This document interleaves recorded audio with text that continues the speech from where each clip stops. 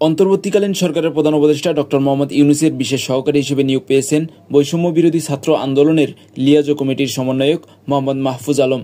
কে এই মাহফুজ আলম? এতদিন কোথায় ছিলেন তিনি? তাকে বলা হচ্ছে ২৪-এর আন্দোলনের মাস্টার মাইন্ড এবং সমন্বয়কের সমন্বয়ক। এতদিন মিডিয়া কিছু জানতে পারেনি, কিন্তু আপনি কি জানেন বৈষম্য বিরোধী ছাত্র আন্দোলনের মাস্টার মাইন্ড হলেন মাহফুজ আলম? বেকায়দায় পড়ার পর শেখ হাসিনা সরকার তাকে খুঁজছিল, কিন্তু কোনো খোঁজ করতে পারেনি, এমনকি তার নামটাও পর্যন্ত বের করতে পারেনি। মাহফুজ আবদুল্লাহ, যাকে আপনারা মাহফুজ আলম নামে চেনেন। মাহফুজ আলম লক্ষ্মীপুর জেলার রামগঞ্জ উপজেলার ইশাকপুর গ্রামে জন্মগ্রহণ করেন। তিনি বাংলাদেশের গাজীপুরের টঙ্গীতে অবস্থিত তামিরুল মিল্লাত কামিল মাদ্রাসা থেকে এইচএসসি পাশ করেন।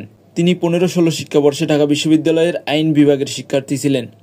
ঢাকা বিশ্ববিদ্যালয় প্রতিষ্ঠা ও জনমত নামে একটা বইও তার নামে প্রকাশিত হয়। এছাড়া তিনি ছাত্র সংগঠন গণতান্ত্রিক ছাত্র শক্তির নেতা হিসেবে ক্যাম্পাসে পরিচিত ছিল। জুলাই বিপ্লবের শুরু থেকে বৈষম্য বিরোধী ছাত্র আন্দোলনের এক নতুন ধরনের আন্দোলন কাঠামো তৈরি করতে এগিয়ে যায়। সাধারণত যে কোনো আন্দোলন আহ্বায়ক কমিটি দ্বারা পরিচালিত হলেও এবারের আন্দোলন ছিল সম্পূর্ণ ভিন্ন। জুলাইয়ের আন্দোলন পরিচালিত হয় সমন্বয়ক কমিটির দ্বারা, আর এ সমন্বয়ক কমিটিকে বিভক্ত করা হয় দুই ভাগে। এক ভাগের কাজ ছিল প্রকাশ্যে আন্দোলন চালিয়ে যাওয়া এবং আরেক ভাগের কাজ ছিল গোপনে আন্দোলনের কর্মকাণ্ড পরিচালনা করা এবং প্রকাশ্যে যারা আন্দোলন করছে তাদেরকে দিক নির্দেশনা দেওয়া এবং আন্দোলন পরিবর্তন করা।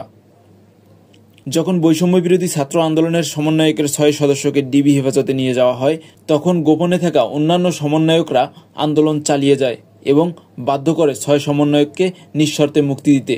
সমন্বয়কের মুক্তির ৯ দফা দাবিকে ১৫ই আগস্ট ২০২৪ সালে স্বৈরাচার শেখ হাসিনাকে পতনের মাধ্যমে দেশকে দ্বিতীয়বার স্বাধীন করতে মুখ্য ভূমিকা পালন করেন আড়ালে থাকা এই লিয়াজো কমিটির অন্যতম সমন্বয়ক মাহফুজ আলম।